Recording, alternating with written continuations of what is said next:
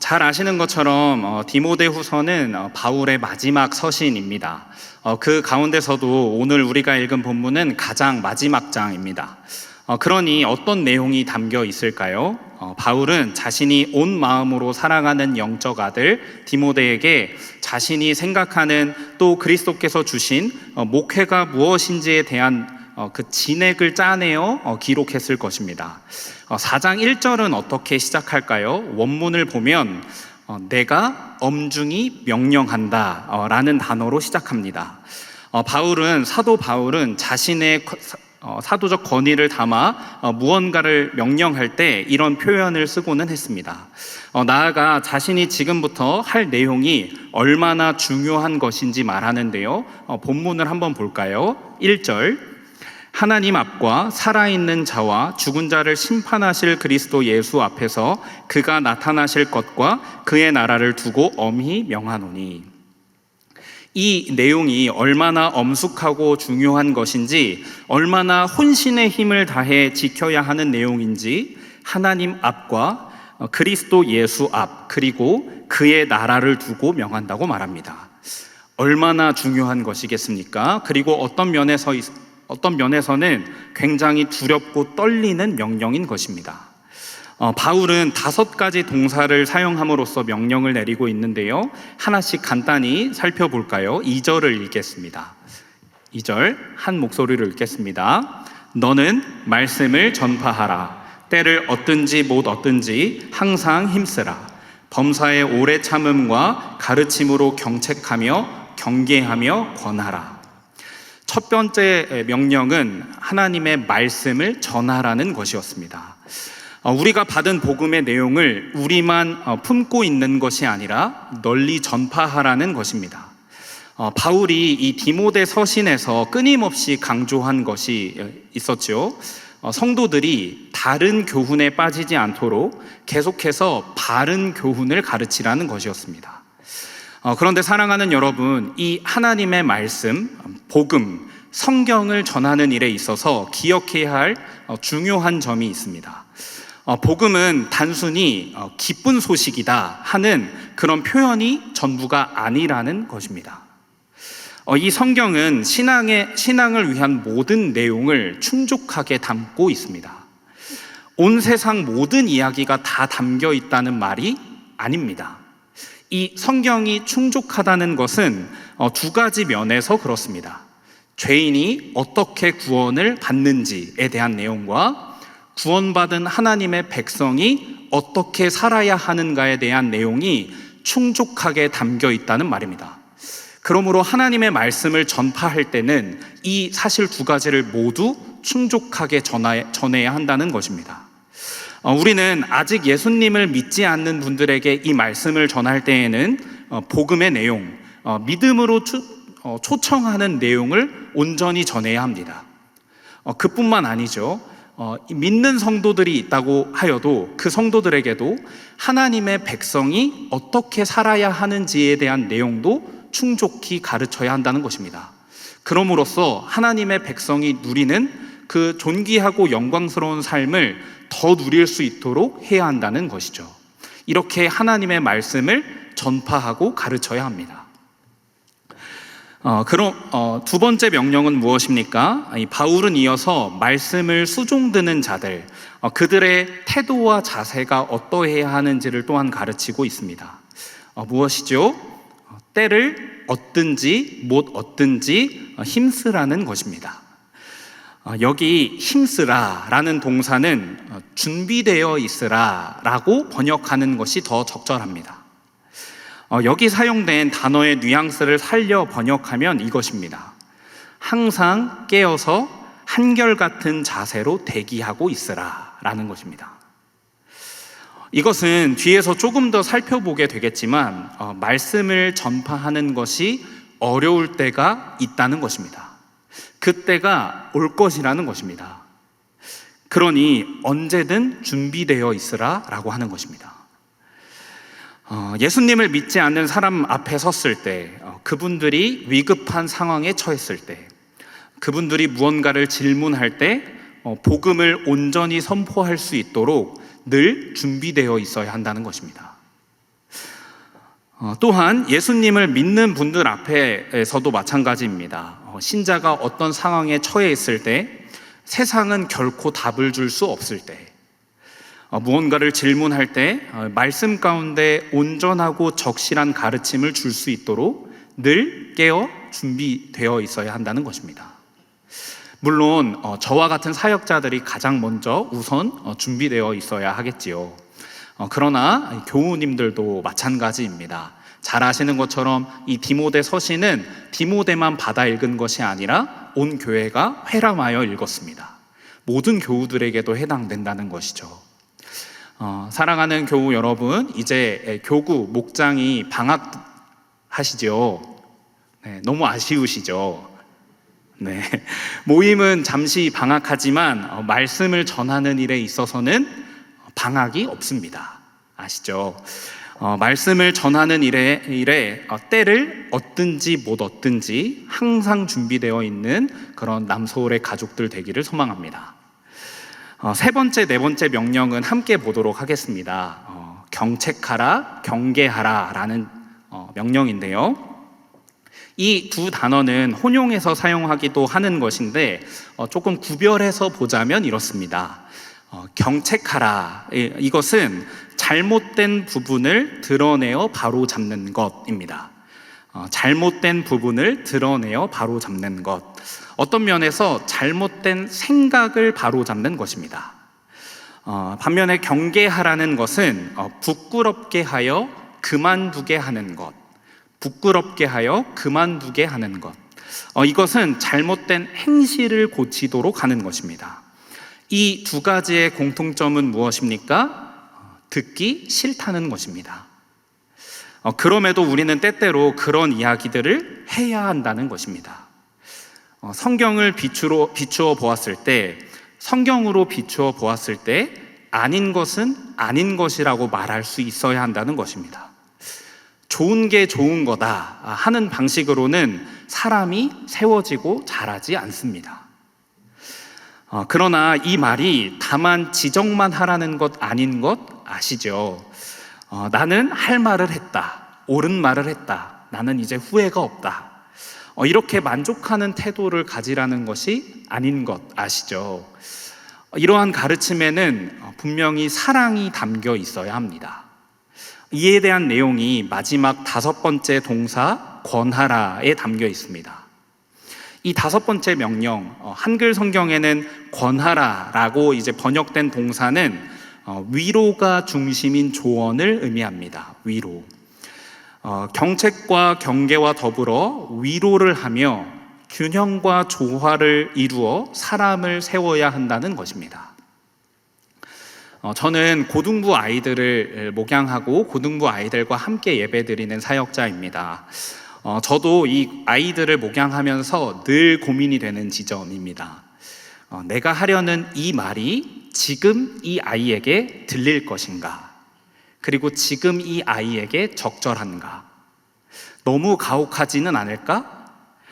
반대로 너무 위로되는 말만 하면 이 아이의 옳지 않은 이 면이 더 강화되지는 않을까? 하는 고민을 끊임없이 합니다. 균형을 갖추려고 하는 것이죠. 우리 부모님들, 또 이 자리에 계신 선생님들, 이런 고민 많이 하시죠. 내가 아이를 너무 숨막히게 가혹하게 대하는 것은 아닐까? 또는 내가 너무 풀어준 것은 아닐까? 이렇게 하면 이 아이가 너무 망가지지는 않을까? 이런 고민 사이에서 끊임없이 고민하시죠. 이런 고민을 하고 계신다면 잘 하고 계시는 것입니다. 말씀 안에서 그 균형을 이루려고 끊임없이 고민하며 씨름해야 한다는 것입니다. 마지막으로 이 세 가지 명령, 경책하고 경계하며 권하는 이 명령이 어떤 성품에 담겨야 할까요? 2절에서 읽은 것처럼, 우리가 잘 아는 것처럼 오래 참음입니다. 오래 참음. 오래 참음은 이 영혼을 양육하는 이들에게 항상 요구되는 성품입니다. 저 역시 자유롭지 못한 부분인데요. 아까 이렇게 균형을 이루려고 씨름한다고 했는데 가끔 안 될 때도 있습니다.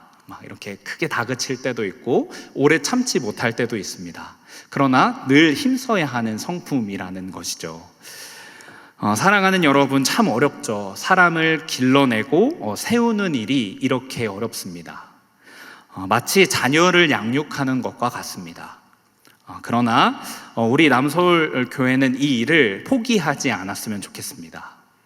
늘 오래 참음으로 이런 고민과 씨름이 끊임없이 있는 그런 공동체 되기를 소망합니다. 그렇다면 이 바울은 왜 이렇게 엄중한 명령을 주고 있으며 그것을 따라 지켜야 하는 것일까요? 그 이유가 3절과 4절에 나와 있습니다. 한글 본문에는 이제 나와 있지 않지만 3절은 왜냐하면이라고 시작합니다. 3절과 4절을 함께 읽어볼까요? 왜냐하면 때가 이르리니 사람이 바른 교훈을 받지 아니하며 자기의 사욕을 따를 스승을 많이 두고 또 그 귀를 진리에서 돌이켜 허탄한 이야기를 따르리라. 이 시대에 바른 교훈을 받지 않는 때가 오기 때문입니다. 그런데 사랑하는 성도 여러분, 이 때는 막연히 미래를 뜻하는 것이 아닙니다. 디모데가 곧 직면하게 될, 이미 겪게 될, 또는 이미 겪고 직면한 그 상황입니다. 우리가 처한 정황도 마찬가지이지요. 더 이상 바른 교훈, 복음을 듣고 싶어 하지 않습니다. 어느 곳 하나 하나님의 말씀을 전하고 가르치는 일이 편하게 느껴지지 않습니다. 그렇다면 이 시대는 바른 교훈이 아니라 무엇을 듣고 싶어 합니까? 방금 읽은 것처럼 자기 귀를 즐겁게 하는 그런 이야기를 즐거워합니다. 그런 이야기를 듣고 싶어 합니다.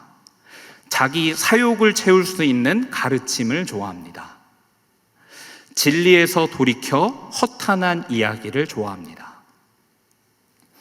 이 내용 역시 바울이 디모데 서신에서 반복하여 강조한 것이죠.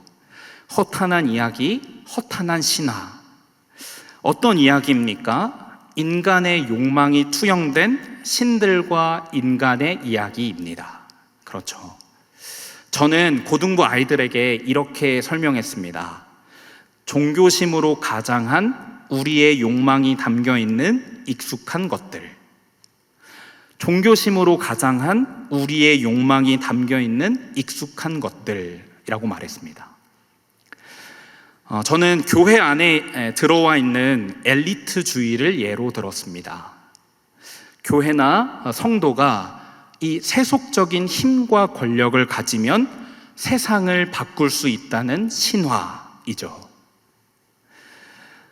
이 시대는, 그리고 참 안타깝게도 이 시대의 많은 성도들도 성경이 말하는 바른 교훈이 아니라 그런 이야기를 듣기 원하며 즐긴다는 것입니다.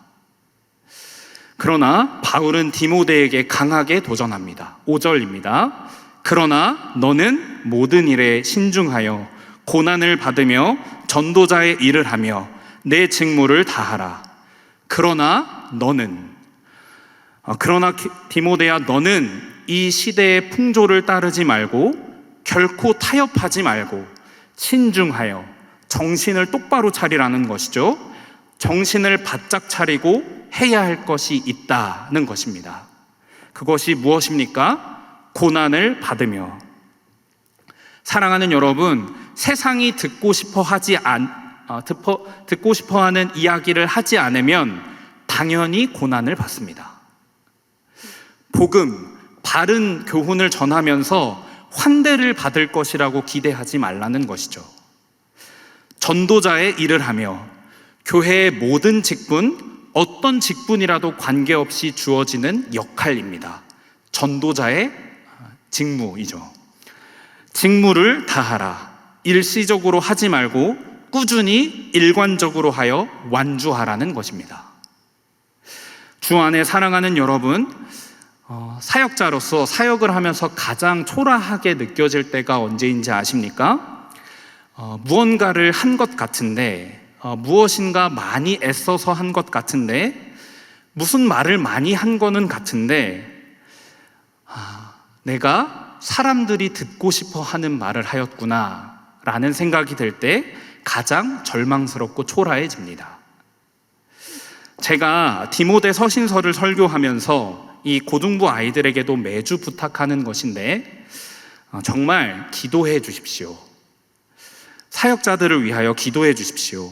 이 시대의 풍조를 따르지 않도록, 타협하지 않도록, 정신을 바짝 차리고 복음으로 인하여 고난을 받고 복음을 확신 가운데 전하며 맡겨주신 사명을 완주할 수 있도록 기도해 주십시오. 사람들이 듣고 싶어 하는 말이 아니라 모든 사람이 마땅히 들어야 하는 하나님의 말씀, 그 복음을 온전히 전하는 설교자가 될 수 있도록 사역자들을 위하여 기도해 주십시오. 나아가 마지막으로 바울은 또한 왜 이 엄중한 명령들을 하고 있습니까? 6절에서 7절입니다. 함께 읽겠습니다. 전제와 같이 내가 벌써 부어지고 나의 떠날 시각이 가까웠도다. 나는 선한 싸움을 싸우고 나의 달려갈 길을 마치고 믿음을 지켰으니. 바울은 자신의 죽음을 직감한 것으로 보입니다.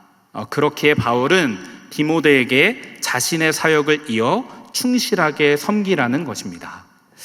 바울은 자신의 삶을 짧은 말로 압축하여 요약하고 있는데 시간에 여유가 없어서 모두 깊게 살펴보지는 못하겠습니다.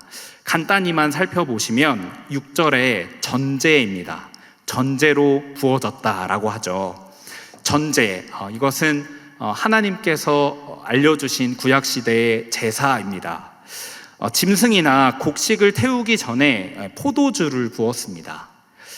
전제로 부어졌다는 것은 제사가, 지금 말로 하자면 예배가 하나님께 온전히 드려질 수 있도록 자신이 쏟아 부어졌다는 것입니다.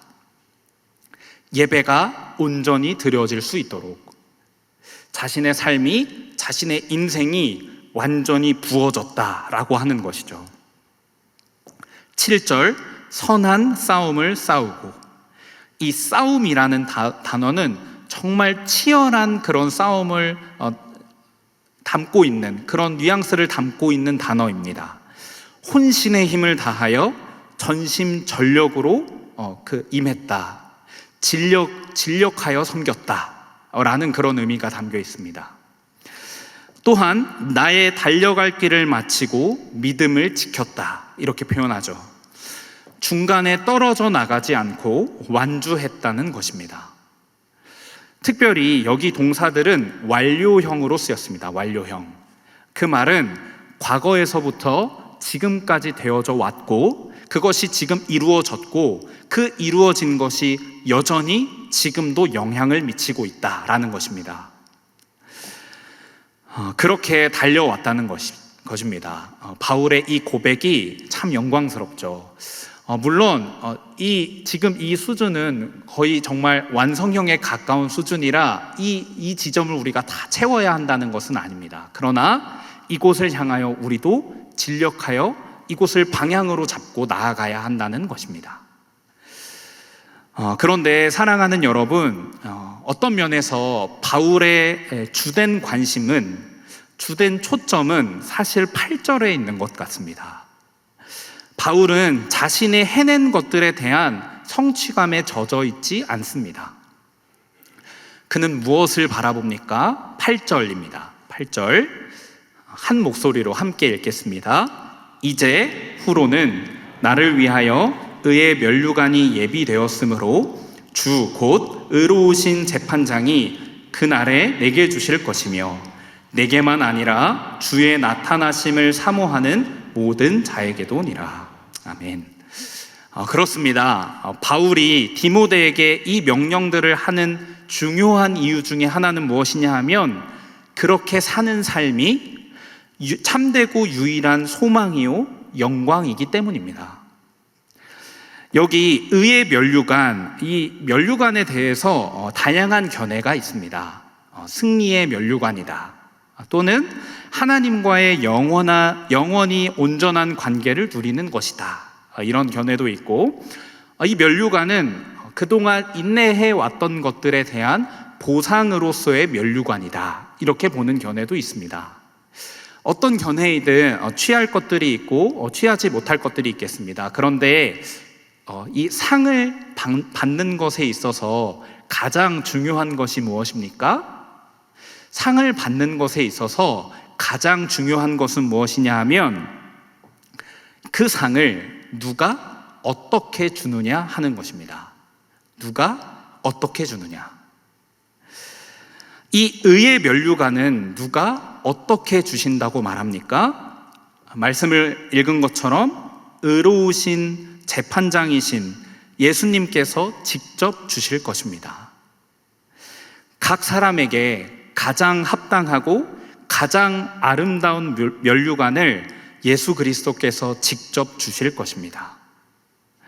사랑하는 여러분, 이보다 참된 소망과 영광이 되는 길은 아무것도 없습니다. 믿으시죠? 이 길이 유일하고 참된 정말 영광스러운 길이고 소망이 되는 길입니다. 제가 신학교에 있을 때 사랑하는 선생님께서 학생들의 귀에 못이 박히도록 해주신 말씀이 있습니다. 이 이야기였는데요. 소망이 보이지 않는다고 책임마저 포기할 수 없다. 소망이 보이지 않는다고 책임마저 포기할 수 없다. 이 말이었습니다. 왜 그렇습니까? 소망은 한계 많은 우리 눈에 보이지 않을 뿐이지 분명히 있기 때문입니다.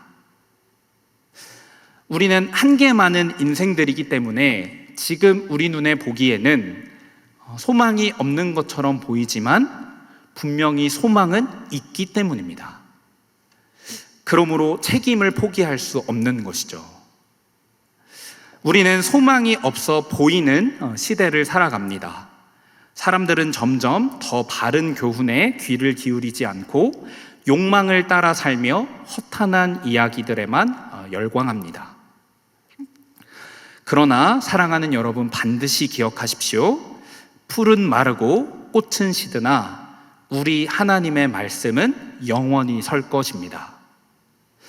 풀은 마르고 꽃은 시드나 우리 하나님의 말씀은 영원히 설 것입니다. 주의 말씀은 단 하나도 빠짐없이 성취될 것입니다.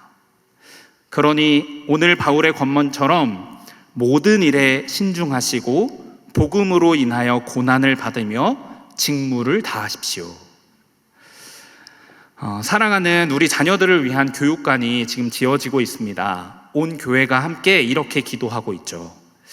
건물만 지어지는 것이 아니라 우리 자녀들이 온전한 예배자로 세워질 수 있도록 해주십시오. 우리가 모두 이렇게 힘써 기도하고 있습니다. 그 복된 일이 이루어지기 위한 가장 확실한 방법이 무엇일까요? 가장 확실한 방법은 저와 여러분이 이 바울이 했던 8절의 고백을 정말 깊은 확신과 진정성으로 고백하는 것입니다. 2023년에 캐나다의 한 기관에서 올해의 단어로 선정한 단어가 있었습니다. 어떤 단어였을까요? 놀랍게도 진정성이라는 단어입니다. 진정성.